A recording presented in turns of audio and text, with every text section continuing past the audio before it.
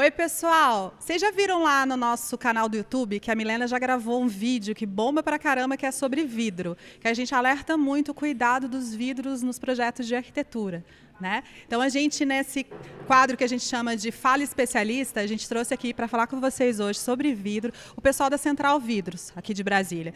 É uma empresa referência aqui na nossa cidade, atua na região como um todo. Eles têm uma experiência muito prática, tá? Então, a gente da Qualiar sempre defende que os arquitetos, os engenheiros, os projetistas tenham um contato com fornecedores muito sérios para saber usar os materiais. E aí eu vou aqui hoje conversar um pouquinho com eles, perguntar principalmente dicas e quais são os maiores erros ou o que eles veem de problema nesse mercado.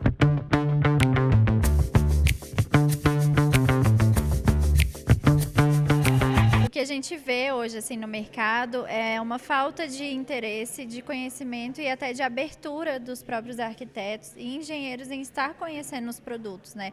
Hoje a gente tem uma variedade muito grande de produtos no mercado para estar atingindo, para estar nos níveis da norma ou até para ter condições melhores na arquitetura, né?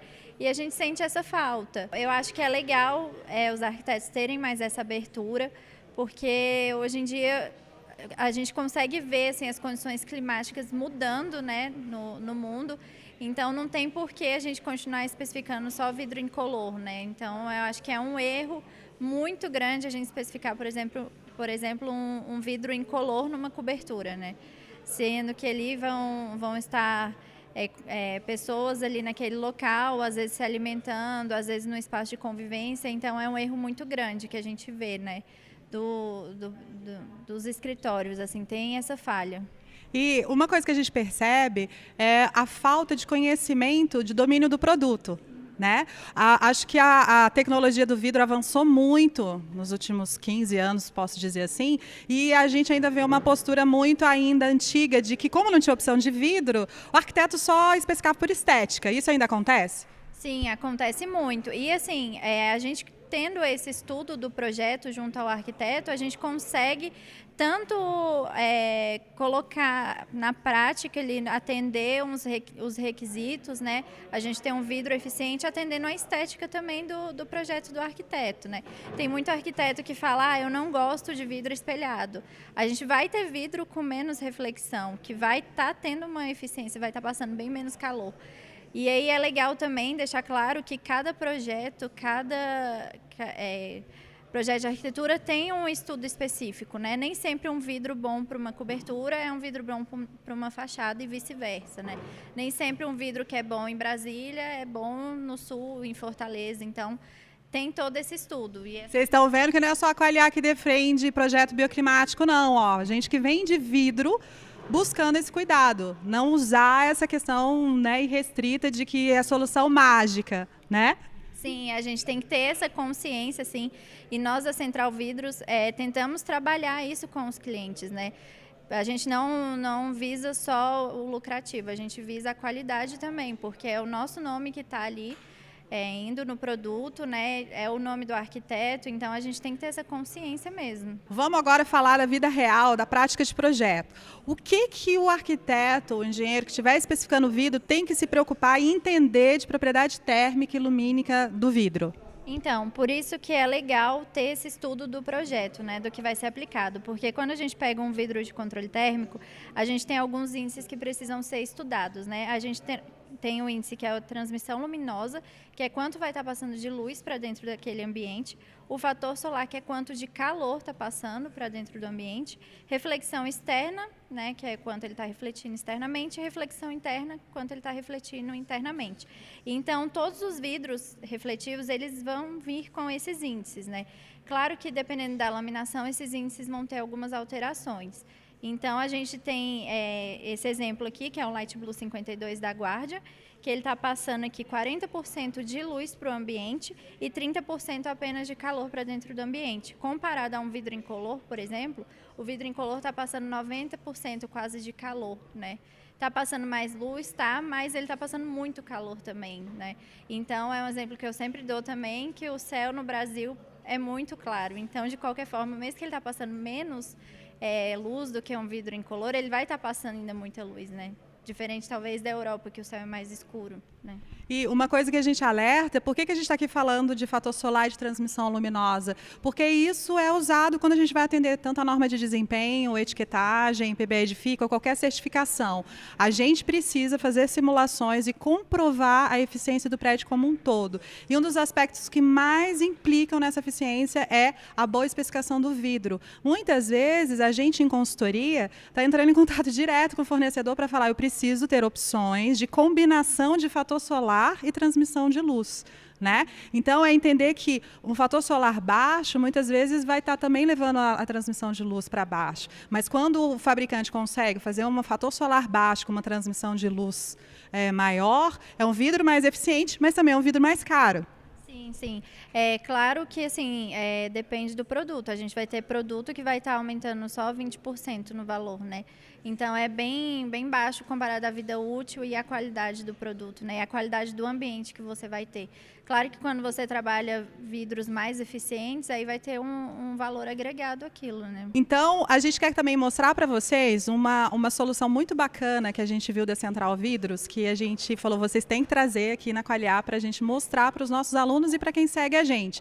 Eles criaram o que eles chamam de cuba térmica, que é um sistema para mostrar de forma empírica, intuitiva, o desempenho térmico, e dá para a gente também medir com um luxímetro a diferença entre o desempenho dos vidros. Então, olha que legal, eles colocaram aqui 2 vidros para fazer comparação. Conta para a gente como é que funciona. Você deu um exemplo legal assim da transmissão de luz e fator solar, né?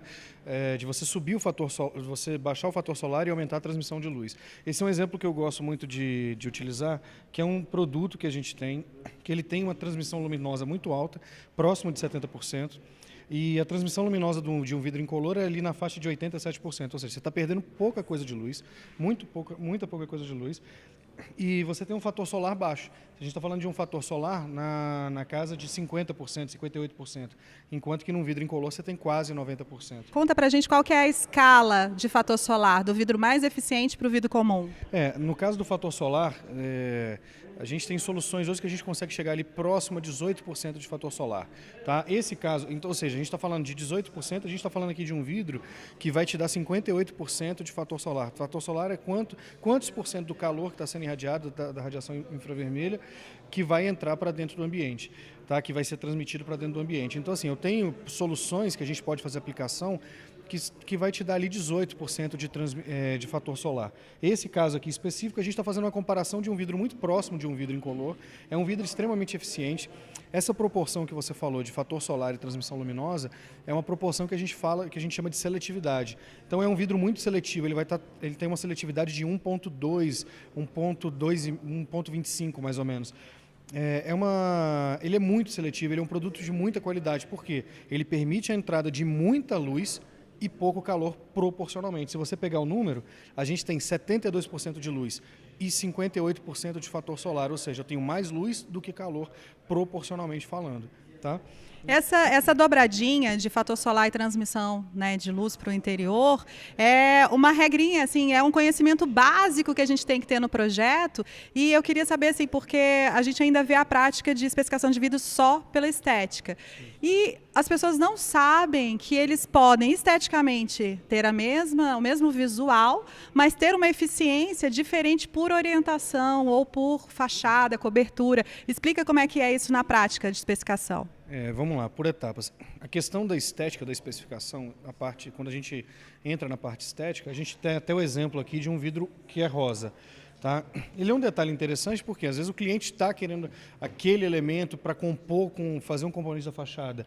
Né? A gente tem alguns prédios executados aqui em Brasília que tem várias cores, então o elemento estético a gente não está deixando de lado. Só que o elemento estético também ele pode ser trabalhado de uma maneira técnica. Então não é porque eu estou colocando um vidro rosa numa fachada que eu preciso deixar um vidro rosa que passe muito calor ou que passe pouca luz. A gente pode trabalhar esse conjunto. Então esse elemento que você está falando de fazer especificação, a gente pode combinar todos os elementos. Agora, a gente tem que avaliar cada um dos projetos. Você perguntou da escala de percentual, né, de graduação do fator solar. um fator solar de 18%, por exemplo, como eu estou te falando, é o que eu vou indicar sempre para um pergolado, onde você vai ter uma mesa embaixo, um restaurante, alguma coisa que tem um pergolado, vamos trabalhar com um fator solar muito baixo.